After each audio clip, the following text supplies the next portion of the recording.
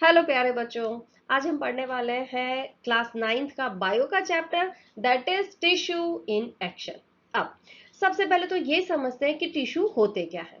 तो जब सेल्स आपस में कंबाइन होते हैं तो सिंपली टिश्यू बन जाते हैं। पर what kind of cells will combine to form a tissue? क्या हर कोई सेल आपस में कंबाइन हो जाएगा? नहीं, similar kind of cells will combine to form tissue. इस बात को इजी लैंग्वेज में समझते हैं कि सपोज एक स्टूडेंट है, ठीक है, वो कैसे ऐसे दोस्ती करेगा? वो खुद जैसा होगा, वो ऐसे ही बच्चों से दोस्ती करेगा। तो एक ग्रुप ऑफ सेल्स या ग्रुप ऑफ स्टूडेंट्स जो एक जैसे हैं वो क्या बनाते हैं? अपना एक फ्रेंड सर्कल बनाते हैं। उसी तरह अ ग्रुप ऑफ सेल्स जो कि सिमिलर है, सिमिलर तो है, वो सिमिलर काइंड की एक्टिविटी भी परफॉर्म करते हैं, वो टाइप के सेल का ग्रुप क्या कहलाता है? टिश्यू कहलाता है। ठीक है, जो कांड करने हैं, जो भी करना है स्टूडेंट, वो एक टाइप के बच्चे होंगे, वो एक जैसी काम करेंगे, एक जैसे प्रोजेक्ट करेंगे।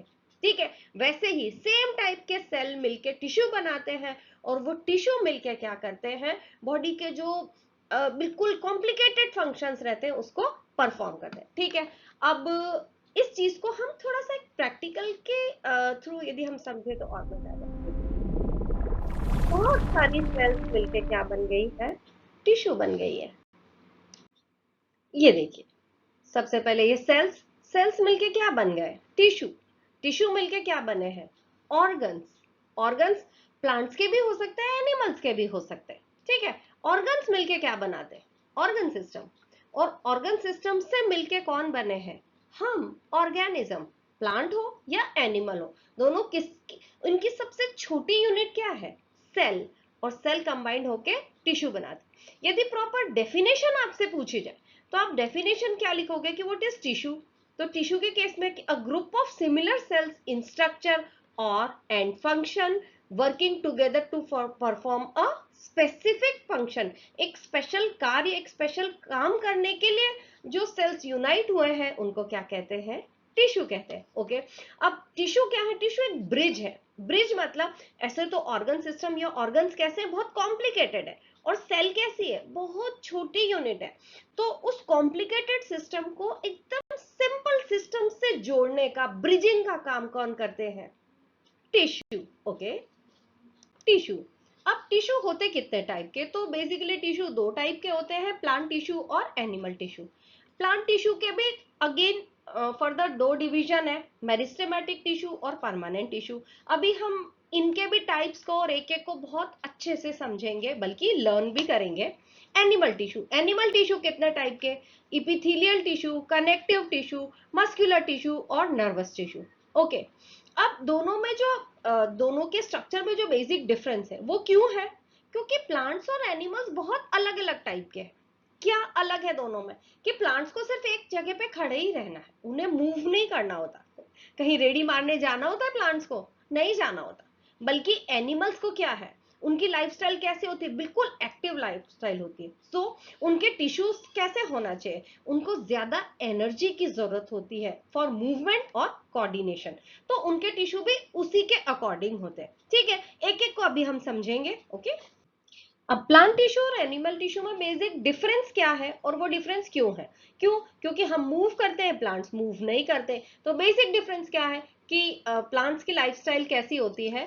स्टेशनरी लाइफस्टाइल होती है। बल्कि एनिमल्स की लाइफस्टाइल कैसी होती है?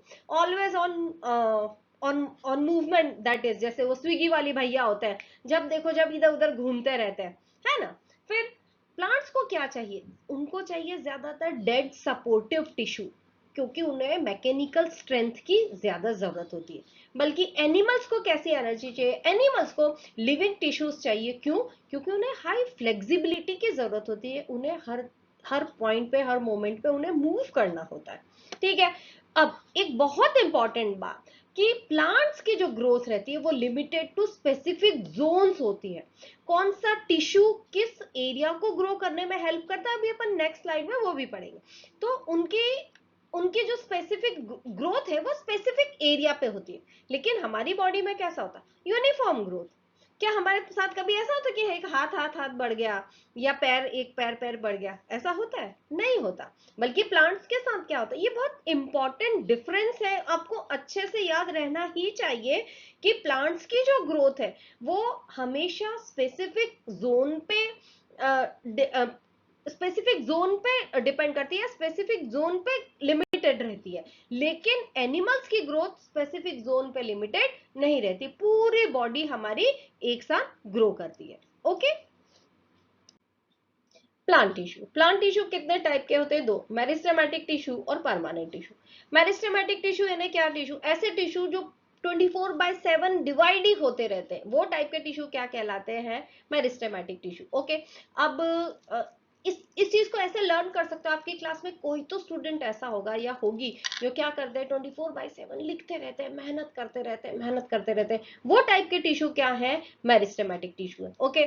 फिर दूसरा परमानेंट टिश्यू। परमानेंट टिश्यू मतलब स्पेशलाइज्ड स्मार्ट वर्कर है, जिनको पता है कि उनको क्या करना है, ठीक है, वो टाइप के टिश्यू क्या है? परमानेंट टिश्यू है। मेरिस्टेमेटिक टिश्यू कितने टाइप के? तीन टाइप के, एपिकल, इंटरकैलरी और लेटरल। याद कैसे रखेंगे? A L I. A for apical, L for lateral, I for intercalary. क्या बन गया तीनों मिलके? अली। अली किसके टाइप से? मेरिस्टेमेटिक टिश्यू के टाइप है, ठीक है। परमानेंट टिश्यू कितने टाइप के? दो टाइप के, सिंपल और कॉम्प्लेक्स। सिंपल और कॉम्प्लेक्स तो नाम याद रखना बहुत आसान है, तो आप आराम से रख लेंगे। सिंपल जो परमानेंट टिश्यू है उसके नाम थोड़े से कठिन है, तो थोड़ी सी छोटी सी स्टोरी बना लेते हैं कि तीन बच्चे थे, एक का नाम था परन, एक का नाम था कॉलन, एक का नाम था स्क्लेरन, ठीक है। तो जो पड़ोसी लोग थे या क्या बोलते थे कि किस किस की माँ, तो परन की माँ, कॉलन की माँ और स्क्लेरन की माँ, सबकी माँ कौन थी? Simple permanent tissue. I hope आपको याद हो गया होगा। नहीं याद हुआ है तो जस्ट एक बार और देख लीजिए, पता चल जाएगा, ठीक है। Complex tissue. कॉम्प्लेक्स टिश्यू कितने टाइप के? दो टाइप के, जाइलम और फ्लोएम। जाइलम फ्लोएम तो आपको नाम आपने बचपन में भी पढ़ा है, और ये तो याद होना ही चाहिए, बहुत इंपॉर्टेंट है। अलग अलग इसके फंक्शंस और इनके जो सेल टाइप्स जो है वो अलग अलग भी पूछे जाते हैं, तो अच्छे से अपने को सारी चीजें ये करनी है अभी। Okay. Meristematic tissue. Meristematic tissue होते कैसे हैं? तो ये 24/7 काम करते रहते हैं। 24/7 मेरिस्टेमेटिक टिश्यू क्या?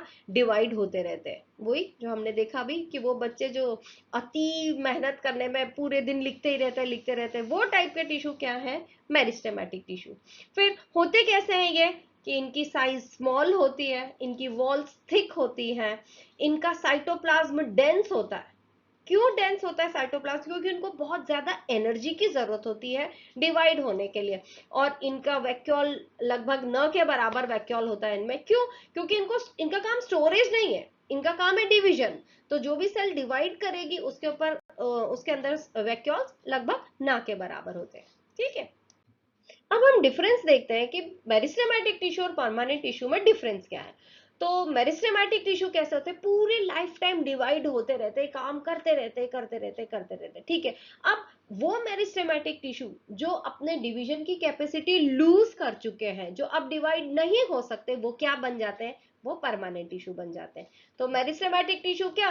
Capacity to divide is continuous. बल्कि परमानेंट टिश्यू क्या?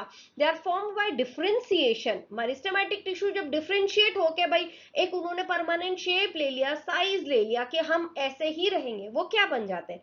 परमानेंट टिश्यू बन जाते हैं, ठीक है। और अब वो डिवाइड नहीं हो सकते, परमानेंट टिश्यू डिवाइड नहीं होते। फिर cells are small in size and isodiametric in shape.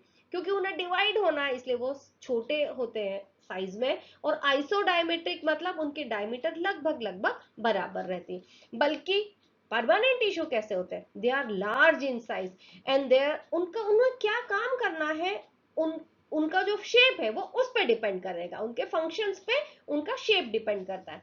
फिर वैक्यूल्स आर यूजुअली एब्सेंट। हमने देखा कि उन्हें स्टोर कुछ करना नहीं है, तो वैक्यूल्स जनरली इनमें नहीं होते। Vacuoles are present in living cell. अब परमानेंट टिश्यू भी दो टाइप के होते हैं, बहुत कम लिविंग भी होते हैं और कुछ डेड होते हैं। तो डेड में तो नहीं, लेकिन लिविंग सेल्स में वैक्यूल्स प्रेजेंट होते हैं। फिर intercellular spaces are generally absent. Meristematic tissue में इंटरसेल्यूलर स्पेसेस जनरली ना के बराबर ही मिलेगा, बल्कि परमानेंट टिश्यू में जो अच्छा खासा जो उसके बीच में गैप होता है, उसके बीच में अच्छी खासी इंटरसेल्यूलर स्पेस दिखाई देती है। ओके, अब सिंपल परमानेंट टिश्यू का फर्स्ट टाइप क्या है? पेरेन्काइमा। अभी पेरेन्कीमा, पेरेन्काइमा। अब पेरेन्काइमा टिश्यू कैसे होते हैं, इनका स्ट्रक्चर कैसे होता है, पहले वो देख लेते हैं कि they are very thin walled. उनकी वॉल्स बहुत पतली सी होती है, लूजली पैक्ड होती है with large intercellular. Intercellular space कैसा होता है? बहुत ज्यादा। क्या काम करती है ये? तो ये it stores food and aids in repair. ठीक है, ये अपने अंदर फूड स्टोर करती है इसके अंदर, इसीलिए उसके अंदर स्पेस कैसी है? बहुत ज्यादा है। अब पेरेन्काइमा जो है टिश्यू, इसके और दो सब डिविजन्स भी है।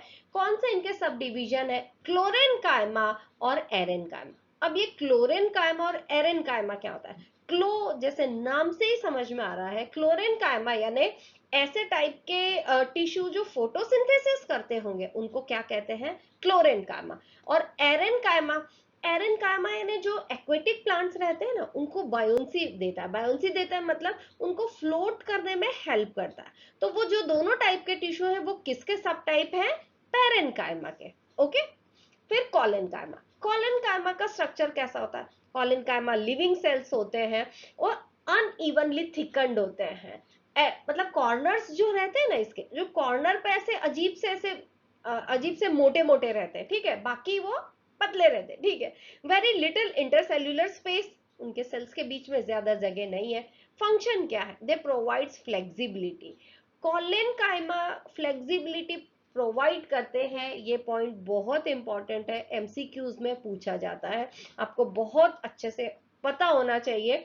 क्योंकि जैसे प्लांट बेंड होते हैं या हवा चलती है तो मूव करती है, तो वो किसकी वजह से कर पाते हैं? वो कॉलेन्काइमा की वजह से कर पाते हैं। फिर और मैकेनिकल सपोर्ट तो प्रोवाइड कर ही रहा है, परमानेंट टिश्यू तो मैकेनिकल सपोर्ट तो उसका मेन काम है ही।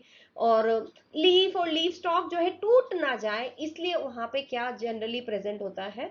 कॉलेन्काइमा। Third is sclerenchyma. क्या होता है स्क्लेरेन्काइमा? उसका स्ट्रक्चर कैसा होता है? बेसिकली तो सबसे इंपॉर्टेंट बात की, ये डेड सेल्स होते हैं, लॉन्ग होते हैं, नैरो सेल्स होते हैं, वॉल्स थिकन्ड हेवीली विथ लिग्निन। अब ये लिग्निन क्या चीज है? एक मटेरियल इनके अंदर होता है, क्योंकि ये डेड है तो ये मैकेनिकल सपोर्ट ही प्रोवाइड कर सकते हैं। और ये इनके अंदर क्या मटेरियल होता है? लिग्निन। याद रखना है आपको ये नाम, क्या नाम है? लिग्निन। इंटरसेल्यूलर स्पेस जो है वो ऑलमोस्ट खत्म होती है, इसके अंदर कोई इंटरसेल्यूलर स्पेस नहीं होती। फंक्शन क्या क्या काम करते हैं ये लोग? ये provide shear strength and stiffness. जो भी जिम बॉय में जो भी शक्ति है वो सारी किसकी वजह से है? स्क्लेरेन्काइमा की वजह से। And hardness, that is coconut husk fibre.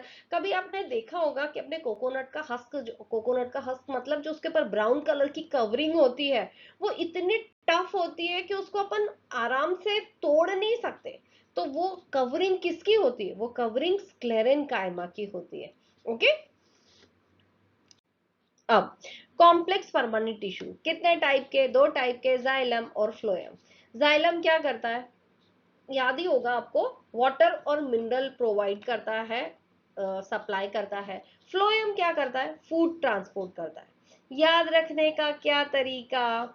फ, हालांकि स्पेलिंग पी एच है लेकिन प्रोनाउंस हम फ्लोएम, तो वो फूड। तो फ से फ याद रखना कि जिसमें पी एच है वो फूड ट्रांसपोर्ट करता है, तो उसके दूसरा वाला तो याद रह ही जाएगा कि जाइलम यानी जो वाटर और मिनरल सप्लाई कर रहा है। ठीक है, अब डिफरेंस भी बहुत इंपॉर्टेंट है इसका, तो अच्छे से समझ लेना कि जो जाइलम है उसमें डायरेक्शन कैसी होती है मूवमेंट की? सिर्फ upward only, from roots to aerial parts. मतलब सिर्फ रूट्स से अपवर्ड डायरेक्शन में, सिर्फ अपवर्ड डायरेक्शन में ही जो वाटर मूव करता है। बल्कि जो फ्लोएम टिश्यू है, खाना तो पूरी दूर पहुंचाना ही है भाई, तो इसकी upward direction, downward direction, from leaves to other parts, हर जगह इसको प्रोवाइड करना ही होता है फूड।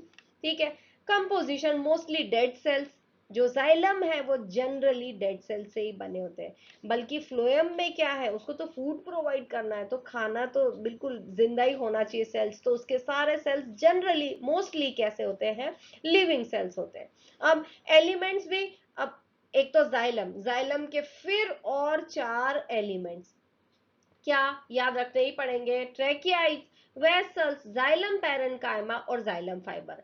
अब पैरेन्काइमा और फाइबर तो दोनों में सेम है, मतलब जाइलम में भी है फ्लोएम में भी है।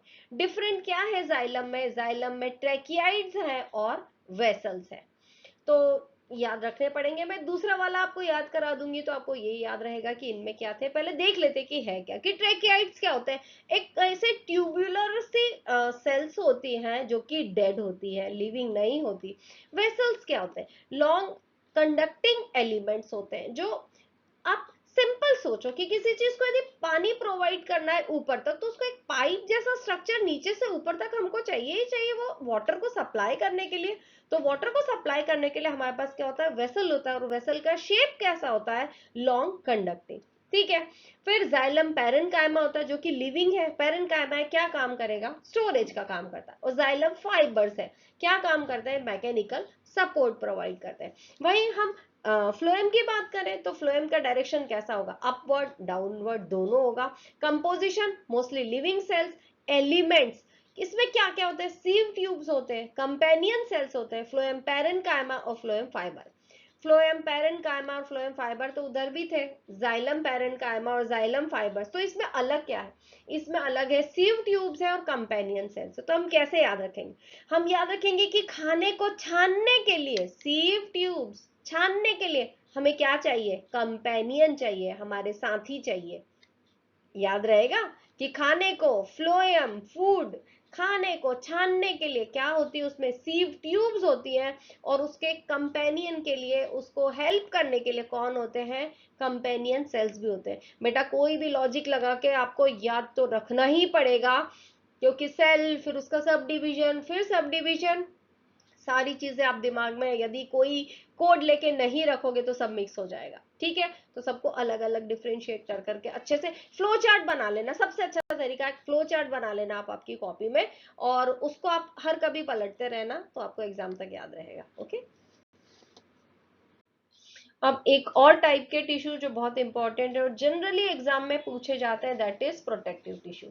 प्रोटेक्टिव टिश्यू दो टाइप के हैं, इपिडर्मिस और कॉर्क, दोनों प्रोटेक्टिव टिश्यू है। जैसे नाम बता रहा है कि प्रोटेक्टिव है, यानी क्या, प्रोटेक्ट करते होंगे।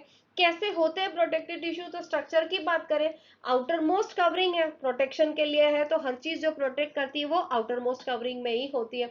Usually single layer of cell secrete a waxy cuticle, एक लेयर क्या करती है, एक वैक्सी क्यूटिकल की लेयर सीक्रेट करती है आसपास, ताकि फॉरेन इन्वेजन ना हो सके, या जो बैक्टीरिया या कोई भी जर्म्स उसको अटैक ना कर सके। फंक्शन क्या है, नाम ही बता रहा है कि वो प्रोटेक्ट करेगा, protect against water loss, mechanical injury and fungal infection से बचाती है। स्पेशल फीचर्स क्या है इसके, तो स्टोमेटा, बहुत इंपॉर्टेंट बात है, अंडरलाइन कर लेना कि स्टोमेटा जो है वो इपिडर्मिस में रहते हैं। कैसे होते हैं, स्मॉल पोर्स होते हैं। किसके लिए होते हैं स्टोमेटा, गैशियस एक्सचेंज के लिए होते हैं।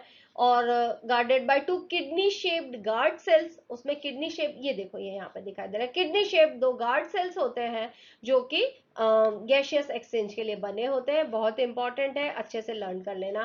रूट हेयर्स होते हैं, increases surface area for absorption, इसमें रूट हेयर जो है वो सरफेस एरिया को एब्जॉर्प्शन को इंक्रीज करने के लिए बने होते हैं। वहीं दूसरी तरफ क्या है, कॉर्क है। कॉर्क क्या होता है, कॉर्क एक टाइप का ऐसा प्रोटेक्टिव लेयर है जो फॉर्म्ड इन ओल्डर स्टेम्स और roots by secondary meristem, dead compactly arrange cells with no intercellular space.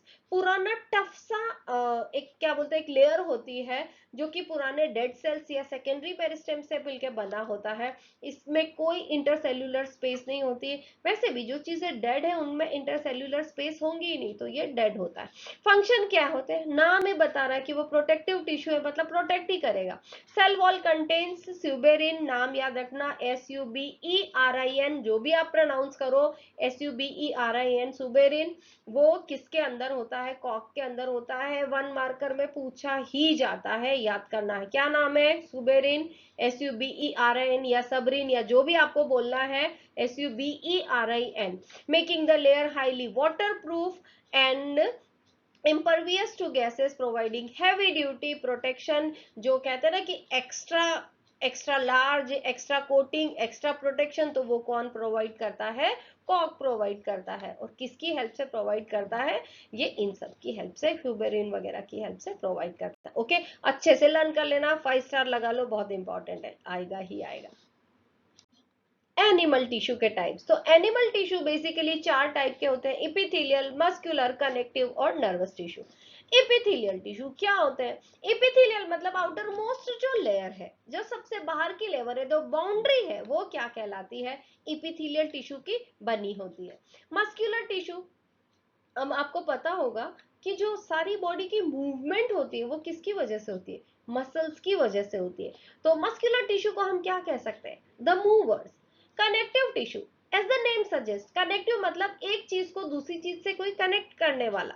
तो वो क्या करता है? वो एक चीज को दूसरी चीज से बाइंड करता है, वो in the form of fluid, और वो कनेक्शंस बनाए रखता है पूरी बॉडी में।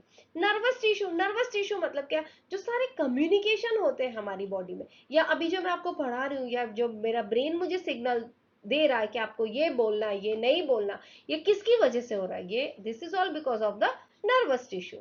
ओके, इनके शेप्स बहुत इंपॉर्टेंट है। नर्वस टिश्यू का डायग्राम पूछा ही जाता है, तो बहुत अच्छे से शेप लर्न कर लेना। अभी हम खैर आ रहे हैं, एक एक टिश्यू को हम बहुत अच्छे से पढ़ेंगे अभी।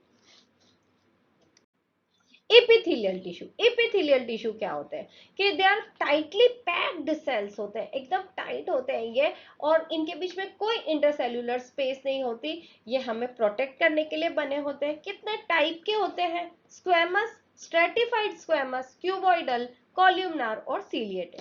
सबसे पहली स्क्वेमस। स्क्वेमस कैसी होती है? वो थिन सी होती है ना, दिस थिन फ्लैट लाइंस।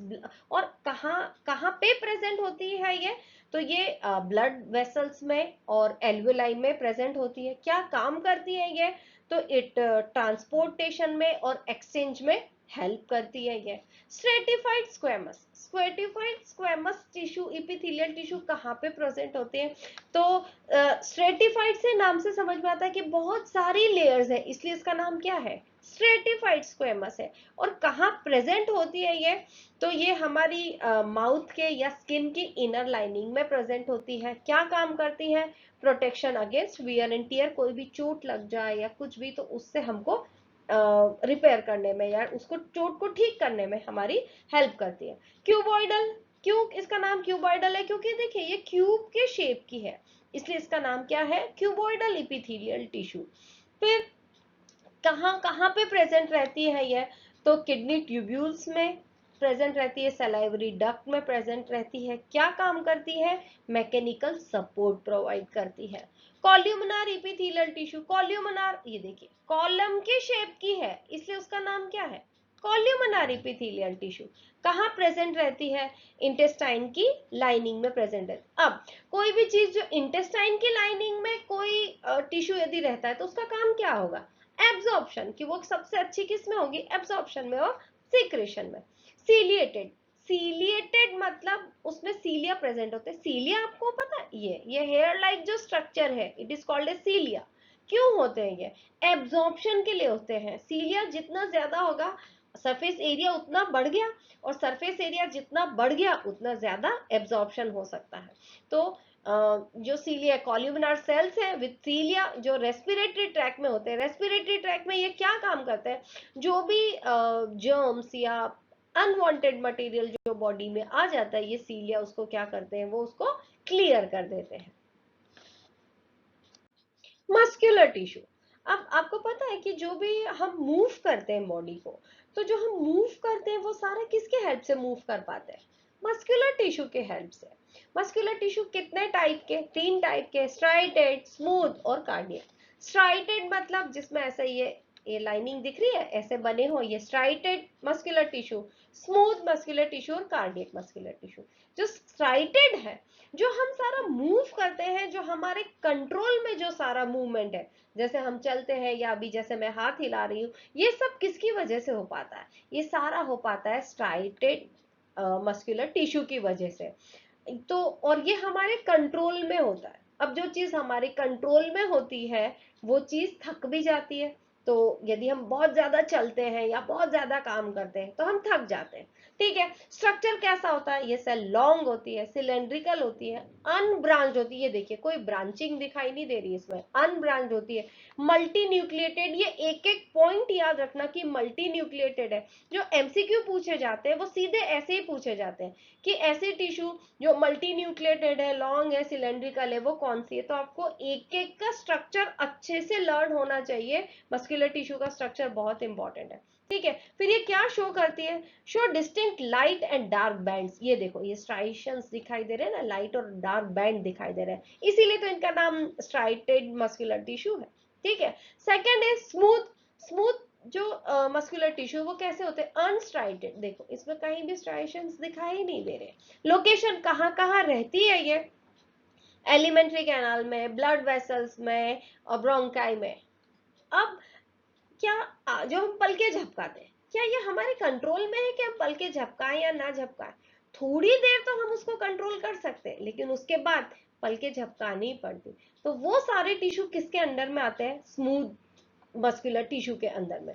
जैसे और ये सस्टेन्ड है एक्शन से, ये डू नॉट फैटिग इजीली, जल्दी से नहीं थक जाती। आंखें हमारे पूरे दिन पलक झपकती रहती है, हम थक नहीं। या ब्लड वेसल्स जो है वो ब्लड सप्लाई कर रही है पूरी बॉडी को, लेकिन जल्दी से थक नहीं जाती। एलिमेंट्री कैनाल बेचारी पूरे दिन हमारे जो भी कचरा हम खाते रहते हैं उसको पचाती रहती, लेकिन थक नहीं जाती। स्ट्रक्चर कैसा होता है? Spindle shape. ये देखो ये स्पिंडल शेप दिखाई दे रही, इस शेप को स्पिंडल शेप कहते हैं यदि आपको नहीं पता है तो ये स्पिंडल शेप्ड है, ये पॉइंटेड जिसके एंड्स होते हैं। ये देखो अच्छे से दिख रहा होगा आपको, तो ये यूनि न्यूक्लिएटेड है और नो स्ट्राइशंस। इसके स्ट्रक्चर्स बहुत इंपॉर्टेंट है, अच्छे से लर्न कर लेना कि यूनि न्यूक्लिएटेड कौन है और मल्टी न्यूक्लिएटेड कौन है। ठीक है, cardiac muscles, boss of muscular tissue is cardiac muscles. क्यों? कहाँ रहती है कार्डियक मसल? हार्ट में। तो जो भी चीज हार्ट में रहती है वो तो बहुत इंपॉर्टेंट ही हो गई। Location found exclusively in the heart, control involuntary rhythmic continuous contraction, never fatigue. अब क्या हमारे बस में है कि अरे आज तो हमारा मन नहीं है, आज तो हम दिल को नहीं धड़काएंगे? ऐसा होगा? नहीं होगा। हार्ट तो पूरे टाइम पंप करता ही रहता है, बीट करता ही रहता है। तो वो हमारे कंट्रोल में नहीं है। वो कैसा है? इनवॉलेंट्री। स्ट्रक्चर उसका कैसा है? सिलेंड्रिकल, ब्रांच्ड, फाइबर्स यूनिन्यूक्लिएटेड है और शो फेंट स्ट्राइशन, हल्के हल्के स्ट्राइशंस है, यूनिन्यूक्लिएटेड है और ब्रांच्ड है।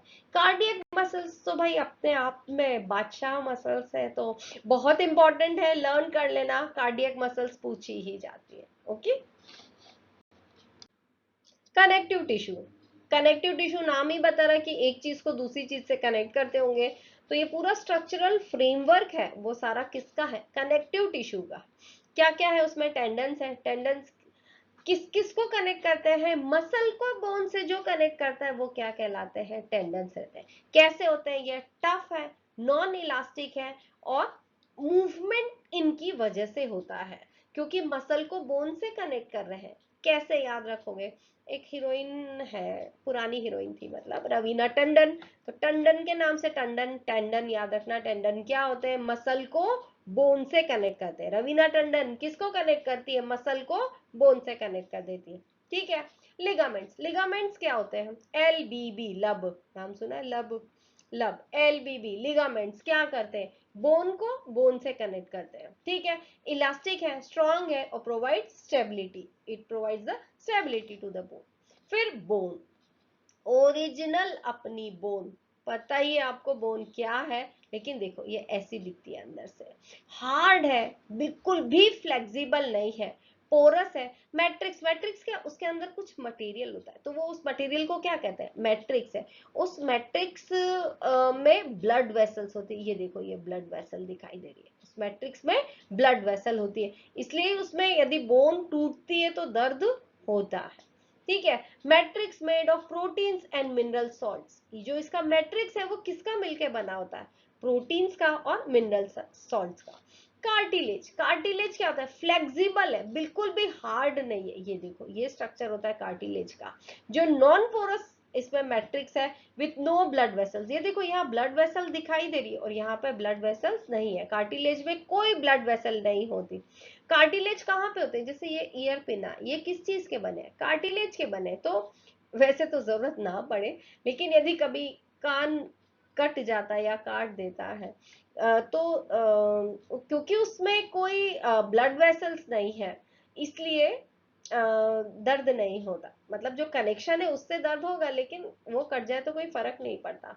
Matrix made entirely of protein, इसका मैट्रिक्स इंटायरली किसका बना होता है, प्रोटीन्स का बना होता है। अब कनेक्टिव टिश्यू का second part that is loose fillers या फ्लूइड्स के फॉर्म में भी कनेक्टिव टिश्यू होते हैं।